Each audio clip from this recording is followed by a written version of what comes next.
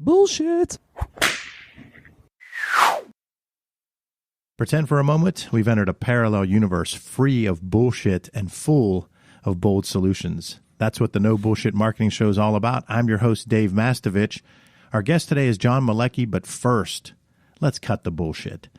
Jacob Nielsen is a web usability consultant that I've referenced over and over for years. His research helps improve online content and visual presentation. One of his research projects analyzed users, in other words, us, as far as our computer skills. The study shows the levels of technology proficiency that we have, the levels of technology proficiency that we have. In other words, what are we capable of doing with a computer? The results are staggering and hugely important to those who need to communicate and influence. And who needs to communicate and influence? Leaders, marketers, salespeople, PR pros, teachers, coaches. Get ready because you might be surprised. The first level, instead of level 1, they actually didn't want to call it level 0 as researchers, so they called it below level 1. Semantics, but I guess they were being philosophical. Below level 1 amounts to 14% of the population who can only do simple tasks involving the use of just one function to meet one goal in only one, maybe 2 steps, sort of like delete this email message. That's 14% of the population. Level 1 is 29% of the adult population, and this is what level 1 people can do. Tasks typically require the use of widely available and familiar technology applications, such as email software or a web browser. There's little or no navigation required to access the information. The tasks involve few steps and a minimal number of operators. An example of a level 1 task is find all emails from John Smith. This is scaring me. So now we're up to 43% of the population can basically only either delete an email or find an email. Level 2 is 26% of adults can do some navigation across pages and applications to solve a problem. An example of a level 2 task based on the research is you want to find a sustainability-related document that was sent to you by John Smith in October last year. Then level 3 is 5% of the adult population. And I know everyone out there is going to say, that's me, but it can't be because the numbers wouldn't add up. This most skilled group of people can do some navigation across pages and a task that involves multiple steps. The task may require some level of reasoning. An example of a level 3 task is you want to know what percentage of the emails sent by John Smith last month were about sustainability. I'm starting to understand why my emails don't get read and why my communication suffers, and so I have to look in the mirror. And then 26% of the adult population can't use computers. That's their level, can't use computers. 26%, 1/4 of the population can't use a computer at all is the most serious finding to me. Computers are still too complicated for too many people. The major takeaway is we need to simplify our communication, our customer experiences online, our processes, because a large portion of our target audiences might not have the technical proficiency level we think they have. To recap, 26% can't even use computers. Another 43% are either below or at level 1, meaning they can only do basic tasks. So that means 69% can do only a basic task. Rethink what you hope your target audiences can do with or through technology. Simplify your approach, simplify your message, change your expectations of the customer, and cut the BS. The No BS Show is brought to you by Audible.com. Get a free audiobook download and 30-day free trial at audibletrial.com/nobs. Try a book like Persuasion, Channeling Attention for Change by Robert Cialdini. That guy made a major impact on my life about 15 years ago. Professor at Stanford, Robert Cialdini's new book. You can download it for free today. Go to audibletrial.com/nobs. Over 180,000 titles to choose from for your iPhone, Android, Kindle, or MP3 player. Our guest today is John Malecki. John was a 3-year starter and captain of the football team at the University of Pittsburgh, Division I, big-time football, where he studied marketing. 2 great choices there. He goes to Pitt to play football and studies marketing. He then made it to the big time, spending 4 years in the NFL. Once his professional football career ended, John turned his focus from the field to the workshop, building custom furniture and running a thriving business called JM Custom Builds. This is really a great guest because he's showing you how passion can get you to achieve your goals in life, which he's done twice in two major areas, football and now business. It's no BS marketing because he's going to talk about his entrepreneurial spirit and how that has enabled him to do something he loves and create unique products. John and his JM Custom Builds team use reclaimed industrial design to show their love for sustainable, well-made goods that can serve people for generations to come. The team creates an assortment of products from dining sets to living room tables, custom shelving, beds, and everything in between. Excited to hear from you, John. Welcome to the show. Thanks for having me. It's a pleasure to be here. What'd you think about the 69% of people out there struggle to do anything with a computer? I think it's not as hard to believe as one might think. If I look at my own circle, like my father and a cell phone just don't work. So a computer completely out of the question. And my mom owns a business and she still has difficulties using her computer and stuff. So I'm going to completely agree with you that the complexity of computer systems is still a little bit above the learning curve of where it should be. Anything as simple from uploading a photograph to reading an email to as complicated as designing your own website or running your Facebook page or something. The nuances and the little things that go in between all of them do become extremely complex and make it very difficult, and it's intimidating. So that's why I think most people don't actually know what they're doing. So it was very interesting to hear the statistics. And I think what happens to us, especially if you try something after your teens and 20s, when you try it, if it doesn't go right, you become insecure. Mm-hmm. I've watched my wife try something and just immediately go, that's it, I'm done. Mm-hmm. And I've seen myself, I start getting sick in the stomach, like thinking, am I an idiot? How do I not know how to do this? So what happens when you try new technology is if you don't nail it, and if you don't have the time, like when you're 15, you have the time to try anything. And you can, so I think it's a whole combination. Yeah. And go ahead. Everything from the management of it to the customer acquisition process, you have to be able to simplify it. And I think that's why a lot of the landing page and click funnel concepts work so well, is because it's one button, one click, and you're done. And you got that email or whatever your goal is in that situation. Simplify everything to get it to that, and I think we might be able to see that statistic change. Well, let's segue right into you. Walk us through your educational background, your sports background, your high school, college, and then segue into your current endeavor. So educational background, I grew up in suburban Pittsburgh and graduated from high school. My high school statistically did very well and does very well up there with the state level stuff. A lot of friends going to Cornell, Northwestern, very, very highly educated individuals. I was afforded a full scholarship to the University of Pittsburgh to play football. Took advantage of that. I was there for 4 years, a 4-year letterman, like you stated earlier. I was able to start for 3 years, 1 year on defense and 2 years on offense, which is completely opposite sides of the spectrum. From there, I graduated on time with a degree in marketing from the business school at Pitt. And let me stop you right there. The vast majority of students don't graduate in 4 years. It's more like 5, but 4.5 is probably the average. Mm-hmm. So here you are, a student athlete, and you graduate on time. And I think to the listeners, I want to make sure I commend you for that. That took some serious discipline. Yeah, thank you very much. It was a major goal of mine, and I had a few good friends of mine that we all got to school together and all graduated on time in business school while playing sports. So it was something that we were able to achieve together, and it was one of our goals. So it was, like you said, at the forefront and something that I made sure I put my mind to while I was there. After that, I was good enough, I guess you could say, playing on the field, actually, that I was afforded an opportunity to go and sign as an undrafted free agent with the Tennessee Titans.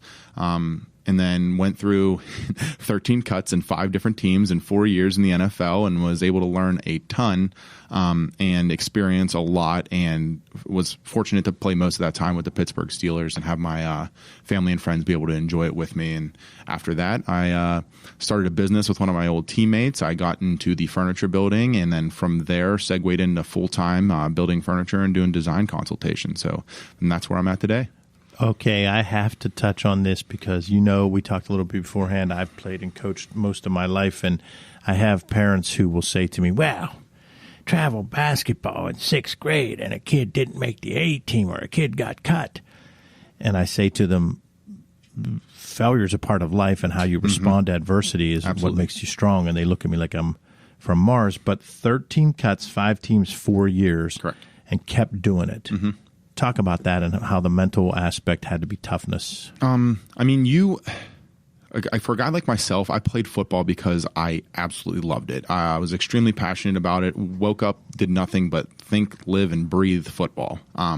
From the weight room to my approach to everyday life. As I took school extremely serious as well, but I was there to play football. In college, you have a tendency to become the man.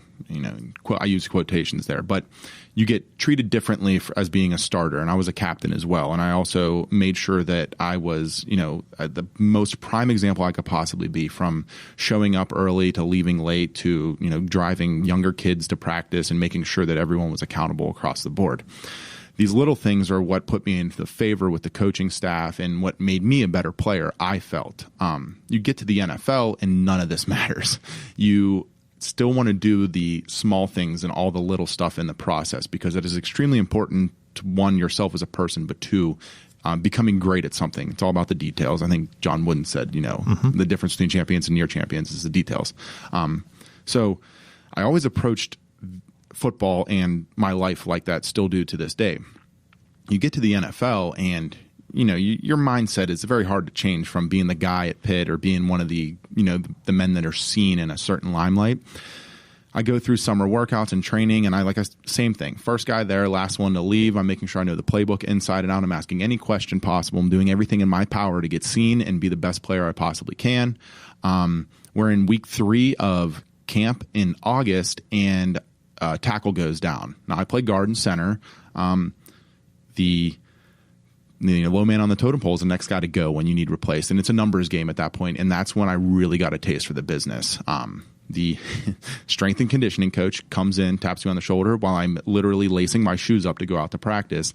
And he's like, hey, John, Coach Fisher wants to see you. And I felt my heart sink all the way to my feet. And it was one of the most surreal moments of my life where I looked at that situation, was like, God, this sucks. And I was extremely disappointed because it was completely out of my control. But I had an understanding that that's something that goes along with life and with sports. So I go talk to Coach Fisher, and which was awesome because you don't usually get to meet the head coach when you get cut. So I go speak to Coach Fisher. He tells me this has nothing to do with you or your abilities. It just happened to be a numbers game. We needed to tackle blah, blah. Get in my truck and make the 9-hour voyage back to Pittsburgh. And on the way home, my agent calls me, I'm going to Cleveland. So I drive to Cleveland, and I end up signing with the Browns and start bouncing around the NFL. At that point, it becomes secondary to me, understanding that show up with your hard hat on, do everything you possibly can to be good, but you can get cut for absolutely no reason that you can control, and it's part of the process.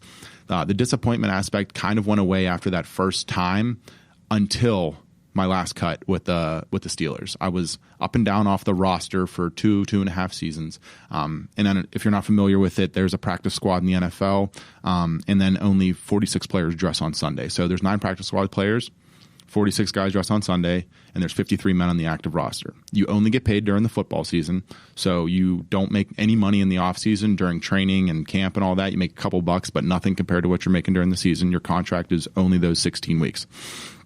So getting up on the roster is a huge deal. The season before I ended on the roster, I was slated to replace a great backup for the Steelers. Doug Legurski started in a Super Bowl. He went to Buffalo. I was next guy in line. I was on the active roster the season before. I played in the games.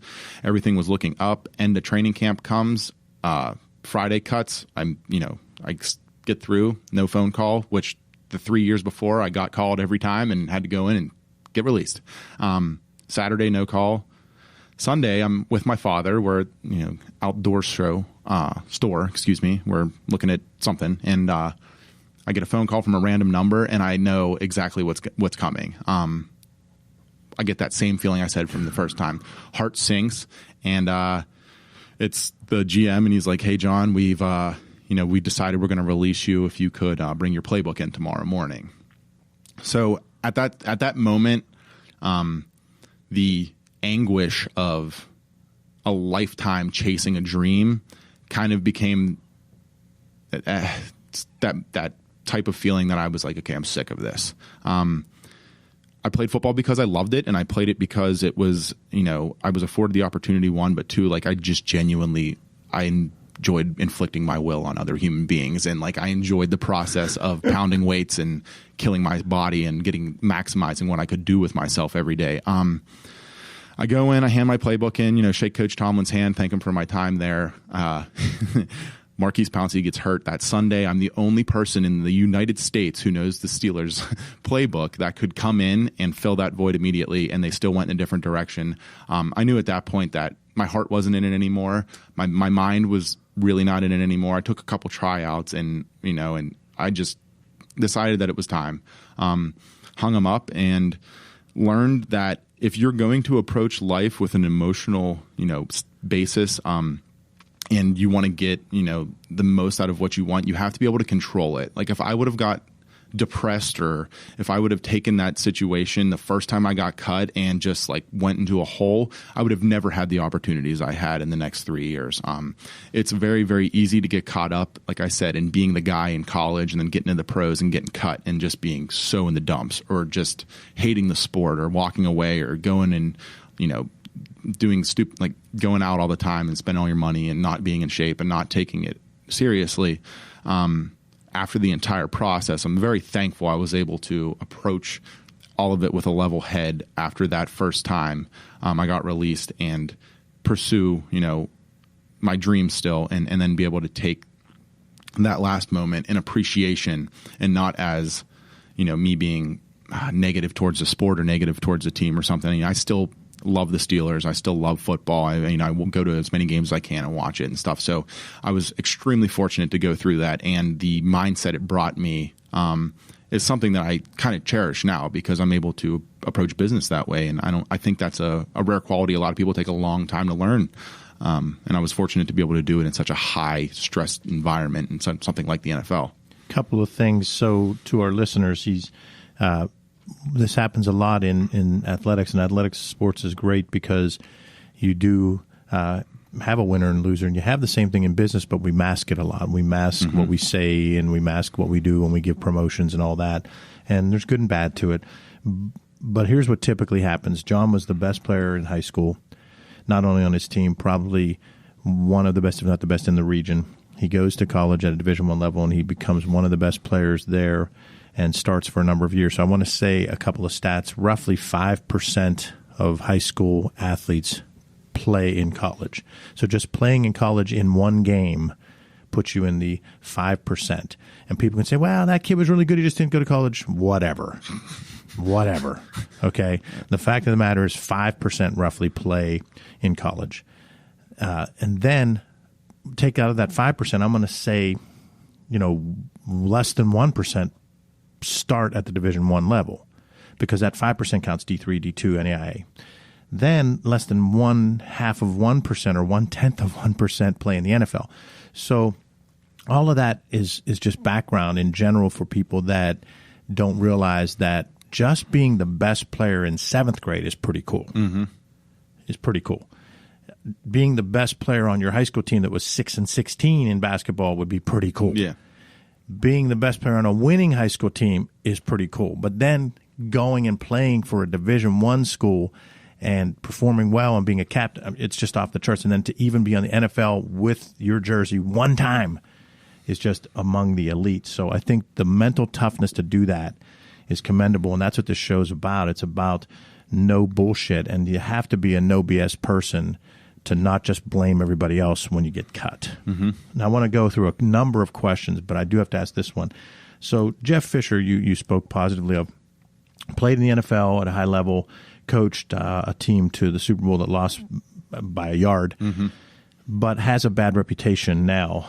I don't want you to defame him or anything, get in trouble. Just describe him as a leader. What was his style like? What were the strengths? What are the deficiencies? Because a lot of times it seems like he's criticized for making just kind of like dumb decisions. And so, like, you look at a Belichick and you don't ever think he was dumb. You might disagree, but so I don't want you to comment on whether he's dumb. Just tell me what his strengths were, the impact he had on you, but some things you saw that maybe got him into trouble. Well, I mean, I wasn't around long enough to really get a great sense of who he was as a coach and as a leader, but the short time I did get to spend there, I thought he did a fantastic job of relating to everybody on the team. You can get into those situations where it feels like, the upper management and the coaching staff's in a high tower and you can't talk to them or go near them and stuff. He made it extremely comfortable to speak to him in any setting. I, for instance, was graduating from business school when they were having rookie minicamp. This is genuinely two of the biggest moments in my life at the time. I'm either going to an NFL training camp, which is a lifelong dream, or graduating from college, which no one in my family has ever done. So I approached him and I was like, Coach, it was a Thursday, Friday, Saturday, fly home Sunday thing. I went Thursday, I went Friday, and I asked him beforehand, I was like, I'd love to be able to fly home for graduation. And without a single bit of hesitation, absolutely. And, maybe it hurt me in the long run, but him being able to say this is an enormous moment in your life and for you and your family and letting me go do that, you don't really think those things happen when you're playing football or playing any sport at a high level. Sport's all that matters, in your head. And just that instance within the first 3 days of meeting him, giving me the ability to go and have that moment kind of gives off how his personality is. Now, I think long-term as a coach, he was a very player-oriented guy. As you could see on Hard Knocks or whatever, he actually sits down with every single player that gets cut and thanks them for their time there with the team, which is rare. You don't really have that. I mean, like I said, I got cut 13 times. Some of them I'd be walking out of the weight room and get a piece of paper from some dude on the staff that I never met before, and he'd tell me I got to get on a plane at 11:30. Being able to go shake the top guy's hand and he thanks you for your time there, I think that shows the merit of a man he is and how much he took personally each individual person's experience on his teams. And I think that's one of the things that made him a good coach. Now, granted, the statistics aren't in his favor to say he was a good coach, but I think he morphed great men and good people have come out of his program. And there's a lot of upside to it as well. I mean, he did moving to LA had to be hard. St. Louis, terrible place to coach. And I think he did a good job of getting them back to the conversation at least. And I hate to criticize someone in that situation because I've never been there and I never will be. And it's easy to sit, especially in a city like Pittsburgh, and be a GM on the sidelines. Exactly. But I think those are the things that I take from it. And I like to look at those situations positively because every one of us as human beings would like to be seen in a positive light whenever we're done with whatever we're doing. And I truly believe he's one of those people that's exactly what he wanted to do. He wanted everyone to enjoy the moment and be able to get everything they possibly could out of it. And I think that he showed that by, like I said, shaking everyone's hand as you left the team if you were released, and direly terrible situation for most people, but hey, thank you for your time. Even something that small shows the kind of person he was. That's John Malecki, and I'm Dave Mastovich on the No BS Marketing Show, referencing Jeff Fisher. And the reason I brought that story up is it's about perspective. People can dislike Mike Tomlin, or they can dislike Bill Belichick, or they can dislike Jeff Fisher. And take Jeff Fisher, for example. His win-loss record is below 500, but he did take a team to the Super Bowl. He played in the NFL and won a Super Bowl. You look at that and you say, on any rational success metrics, he is a successful man. but the perspective that we lose because we're so hypercritical as a society. And I'm not saying that if he were the coach of the Steelers, I'm a Steelers fan, so I would be disappointed because I think he kind of last few years hasn't been real good. But the point of the matter is he cared about people and he's had a lot of success. And that's all about I just wanted to bring perspective to it because I think that's what's lost a lot of times in sports and in politics and in entertainment. And in business and in business. life, and in business too. Because in business, when somebody fires someone, they're the biggest prick in the world. Well, they might have been a damn good boss who had to make a tough decision. I had to lead a layoff that was around the holidays of over 100 people at a company, and it still sticks in there as an internal scar, but that doesn't make me a bad person. It's what the company had to do to survive for the 1,200 other employees. So that's kind of where it is. So I want to ask you another question. Just give me a memory or two of your time at Pitt on the football team. A memory too of my time at Pitt. There was a lot. I would say one of my favorite memories at the University of Pittsburgh was the moment our senior year. Coach Wanstadt was a big proprietor of voting captains late in the season or at the bye week. We just happened to have a late bye week my senior year, and affording the team the opportunity to vote for the captains. One of my favorite moments was, we did the balloting and everything, and we're in there on our Monday morning meeting after the bye week, and coach is announcing the captains, and I was announced the captain, voted by my teammates, and it was arguably the most honorable moment of my entire life. Like we were touching on before the podcast, putting everything I absolutely had into this and going out there and showing every single day how much I loved it and how much I wanted it and how much this entire team and university and everyone around it mattered to me. Getting that little nod of, John, we noticed and we want you to lead us in the battle, or however you want to phrase it, was just such an honorable moment of my life. And I absolutely cherish it until this day, and it's something I'm extremely proud of and will be for the rest of my life. Just being able to stand in front of that room and know that those guys believed in me and what I was doing and how I was doing it was something amazing. So that was an awesome moment, and as well as sticking with football, the last game of my senior year, to put it in perspective, we lost to Cincinnati in essentially the Big East Championship by 1 point to go to the Sugar Bowl and play Florida and Tim Tebow and Marquise Pouncey and that amazing teams that they were putting out on several plays where we could have flipped the script and won the game. It was 44-43. It was a hell of a game. Snowing, Heinz Field, amazing. We go down to Charlotte and play North Carolina in the Meineke Car Care Bowl. Pitt hadn't had a 10-win season in over a decade, and we pulled out the W, and the look on Coach Wanstadt's face when we hit that moment in that situation, and he was the guy to lead us there, was something extremely fulfilling for me as a guy who loved that team and was a captain. Being able to get to such a milestone that was so hard to get to for so many teams over such a long period of time. I mean, Pitt had some great teams and great players that are still in the NFL to this day, and they weren't able to get to 10 wins, and we were. So that was an extremely fulfilling moment as well.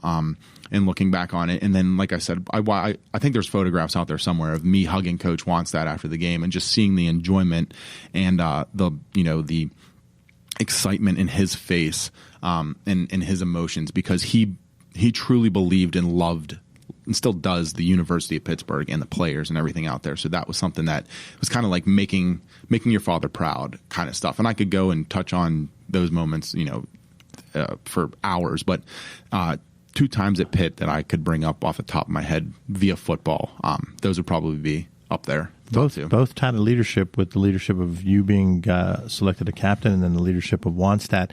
He's another guy that if you played for him, a lot of people love him, but is criticized a lot for, I guess, attention to details, I guess you'd almost say. Yeah, he gets a lot of flack for his coaching tenure because of stuff like that. I mean,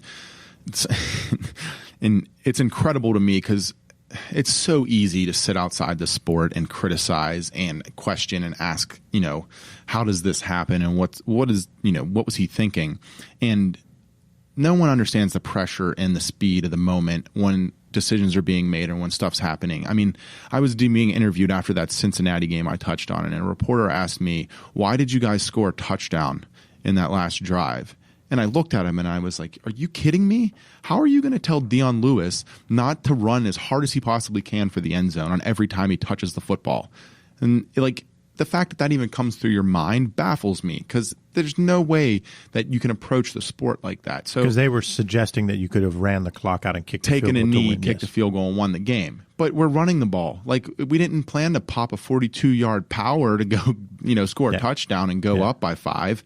But it happens, and they're like, he should have went down on the goal line. Well, you don't teach players to not give everything. And those type of situations, you really get a perspective on how the media works and how people look at the sport. And like you were saying, he does get some flack and stuff, but I don't know a single person that played for him that didn't love him, that didn't enjoy the way he coached and how he approached it. And I mean, I was extremely fortunate to be able to play for him in this city for that team. And I, to this day, I love him, and I'm so glad to see him doing well on Fox now, and see him out there telling stories and stuff about when he was at Pitt. Same guy, great storyteller. Fired up. And yeah, he's an awesome human being. Great Pittsburgher too. The thing that bothers me about people in general is that if you've never been the head coach of anything in sports, and I don't care what age it is, really, I don't. Obviously, it's way more intense at a professional and collegiate level, but even high school and even below, if you've not been the head coach, you really need to just shut up, because as a coach, I can tell you, I'll watch the film of a basketball game the day after, and I'll say, shit, I didn't even realize that happened. And it's just minor things, like little things. I'm like, oh, geez, I normally would have made that substitution at that time, but in the heat of the game, I didn't. Then I looked at who was on the floor and went, oh, that's why I did. I didn't even know until I watched again and looked at it and said, oh, that's why I didn't, because we can't run that defense with those two on there. Nothing against those two. You just can't run that particular defense because of those two people. And that's the parents are just going, why isn't Jimmy in there? And you're like, oh, I can't put Jimmy in with those two, and I need to get those two their minutes so their moms aren't shooting at me.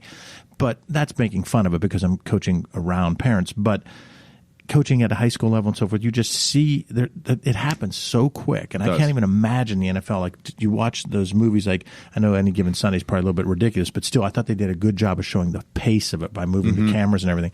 I can't even imagine what those coaches are going through. And like the play you're describing with Dion Lewis, I was watching saying, oh, shit, I wish he'd have tripped. Yeah. But I agree. You can't really, on a fast play, know to do that. And you can't ask that of you got to remember, these 18, 19, 20, 21-year-old kids, like, you cannot ask that of him. And it's incredible that thought even goes through somebody's mind, especially to me. It's like, go out there and play half-ass so you can take a knee and win the game. Like, we don't want to win like that. We want to, like, step on their throats. Like, that's what you're taught. That's how you believe. That's what you want to do. So those type of situations you just have to laugh at and look at. And I completely can relate to what you're saying as being the head coach or the top guy, and then everyone trying to give their input, unless it's constructive and something that you have experience with. Yeah, you're 100% right. You should shut your mouth, because you're not putting yourself out there in the vulnerable position to be the, to be the coach or to be the leader of these kids or team or men or whatever it is. And unless you're willing to do that and take the scrutiny and the subjugation of everyone else looking at you under a microscope, then don't give your perspective. And if you have something constructive to say, bring it up after the fact. I can never understand that either, because I don't care if you played 15 years and professionally, or you picked up, you can spin a basketball on your finger and you sit in the parking lot and watch a game. If you're not trying to help, everything you're doing is taking away from what's happening in that moment. And it's hard to watch sports now because that's way too prominent. It is. And it makes guys like your job really difficult, because you're trying to make everyone happy, especially for like a kid's sport. But when you're playing at an intense level, as you know, going and playing professionally, it's like, I want to instill my mindset in this thought process in as many of these kids as possible and see if they can, push themselves to get there. Right. And you're not allowing me to help your kid become the best player possible, because you'd rather have him playing forward instead of guard or something like that, because it's a prettier position, like whatever. And it's way too common these days, and it drives me insane. The thing that I think most parents fail to realize with a good coach, and let me just say this, I think there are so many bad coaches at every level, and particularly youth. I just think that I'm going to actually say the majority of them are pretty weak. I think it's because they're in it for the wrong reasons. They're in for the wrong reasons, okay? But when you get someone that's in for the right reasons, this is a point that they can't understand. There are games that my teams would have lost if I'd have played the 9th and 10th guys a couple more minutes, and then that 9th or 10th kid would have felt like they lost the game. And the parents just can't grasp that.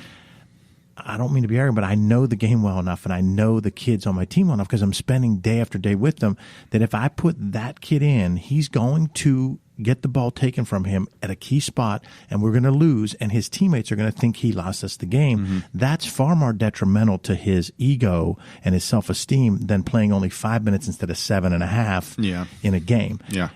But you're now going to we just said earlier that 69% of the people can barely delete an email. So now I'm expecting a parent to be objective enough to go, oh, he was actually helping my son, but I'm so self-centered that I can't realize, and I want 2 more minutes for my son at the expense of everybody else. And I think that's what leads to a lot of the problems. I was super fortunate when I was a young kid. My dad said to me, he's like, there's always going to be somebody bigger and better than you out there. I don't care how good you ever get, or how big you ever get, or strong or fast, whatever there is. Somebody somewhere is better than you. And I took that mindset to me, and I still do to this day with like everything I did. So as that kid that you said that could potentially lose the game for them, walking on the court with a mindset that is something constructive towards the situation, which is instilled by the coach or by a leader in those type of situations, is much, much more beneficial to that kid long term. Instead of just being played because your mom cried to the coach, you should be played because you want to play and because you're approaching the situation as a young man or as a young woman in the sporting world, and that kid has the fervor and the desire to go play, or not the parent. And I get it way too often. How does my kid become better? Well, leave him alone. If he loves the sport enough, he's not even hit puberty. He could become 6'7" and be a better basketball player. He's 6 years old. Let him be. And a lot of parents don't get that now, and it's the society and a lot of factors that go into it. But I think they don't put enough on the kids these days. When even though I'm only 28 years old, back when I was playing, it was on me, and I knew that, and I knew if I wanted, I got cut from the baseball team in 8th grade too. I wasn't able to. It was actually for political reasons, but I knew I was a better player. I went out there in our pony league or whatever it was and started over this kid in the school team. His parents bought the team uniforms. They picked him, whatever. I went and played football. He didn't go play baseball anywhere, and I had a career. So the lessons you learn when you're not involved in your kid's life are so much more beneficial than the ones you try to force them into, because at that point they're not going to want it. And it's way too common these days. It drives me absolutely insane. Hear more of my conversation with John Malecki on episode 2 of the No BS Marketing Show.